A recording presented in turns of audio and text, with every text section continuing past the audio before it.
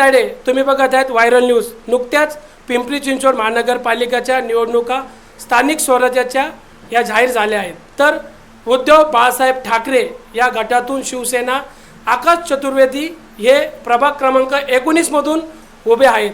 तर सर नमस्कार, तुम्ही तुमचा वेळ दिल्याबद्दल चॅनलला। तर सर आपला परिचय सांगा। माझं नाव आकाश पंकज चतुर्वेदी, शिवसेना उद्धव बाळासाहेब ठाकरे या पक्षातून समन्वयक, पिंपरी चिंचवड जिल्ह्याचा मी समन्वयक आहे। 10 वर्ष झाले मी इथं प्रभागामध्ये मी काम करत आलो आहे। माझं काम अजून बी चालू आहे, म्हणून आता या कॉर्पोरेशनला प्रभाग क्रमांक 19 मधून आता इच्छुक आहे। सर तुम्ही नगरसेवक तुम्हाला का व्हायचे? आता गेले किती वर्ष काम करत असताना मला जे कळलं आहे इकडचे जे प्रॉब्लेम आहे, म्हणजे आता मी राहिला मी एम्पायर स्टेट सोसायटीमध्ये आहे, इथं सगळ्यात मोठा एक नाल्याचा प्रॉब्लेम आहे। पावसाळ्यात तिथं पाणी लोकांच्या घरी शिरतो आणि खूप मोठ्या लोकांना त्याचं नुकसान झालं आहे। भटके कुत्र्यांचा विषय, लहान लहान पोरं जे बाहेर खेळत असतात त्यांना कुत्रे चावतात, हे होत म्हणजे खूप प्रॉब्लेम्स आहे। म्हणजे आमच्या इथं खाली भाटनगरची लोक आमच्याकडे येतात, तिथं ब्लू लाईनचे इश्यू आहेत, ते जागा ह्याच्यात गेली आहे म्हणून तिथे SRAचा प्रकल्प होऊ शकत नाही, सगळं काम अडकलेले आहेत। आता आपल्याला संधी भेटली, लोकांनी आम्हाला विश्वास दाखवला, तर 100% तुम्ही आत्तापर्यंत प्रभागामध्ये काय काम केले आणि कोणत्या योजना लोकांपर्यंत पोहोचवल्यात? लहान पोरापासून ज्येष्ठ नागरिकपर्यंत जेवढे शासकीय योजना आहेत मी सर्व त्यांच्याकडून पोचलेले आहे। तेवढं काम माझं चालू आहे।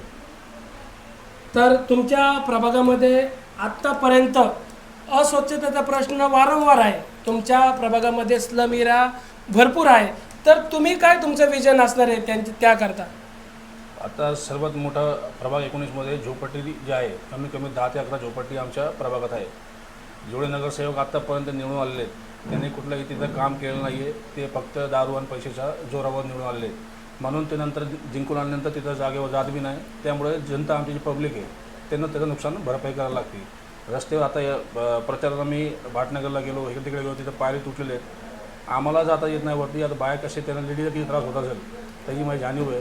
माझं पहिलं काम तेच असेल, पहिला निवडून आले की पहिलं भाटनगरचे जेवढे पायऱ्यांचा विषय आहेत आणि बिल्डिंग एवढी जुनी झाली आहे त्याला काय काम होत नाही, काय जसं आहे तसं तर लोकांना सोडलेलं आहे, तर त्याच्यावर सगळे आम्ही दखल घेऊ आणि त्याच्यावर आम्ही काम करू।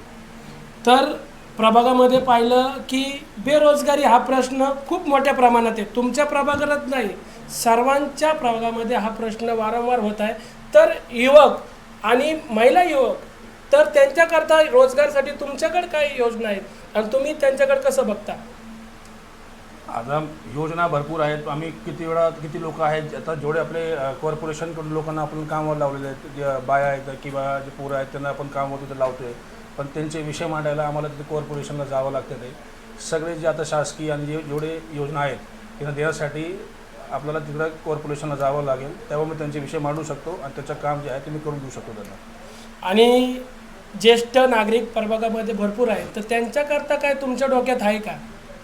त्यांचे आता त्यांच्यासाठी जे शासकीय जे योजना सरकारने काढलेली तिथपर्यंत जेवढा तर ते लोक आपला संपर्क करतात त्यांना मी करून दिलं आहे। आपण परत निवडून आल्यानंतर आपण जेवढा माझ्याकडून जेवढं होईल ते जेवढं जास्तीत जास्त जे ज्येष्ठ नागरिक जे लोक माझ्या वॉर्डमध्ये राहतात आहे त्यांच्याकडे पोहोचण्याचा प्रयत्न मी करेन आणि जे शासकीय जे हे भेटतात आहे तिथपर्यंत पोहोचवायचं काम मी 100% करेन। नमस्कार, तुम्ही या वेळ दिल्याबद्दल तुमच्या पुढच्या राजकीय वाटचालीत शुभेच्छा। तुम्ही नगरसेवक व्हा, प्रत्येक update Praveen Tayde viral news हे घेईल।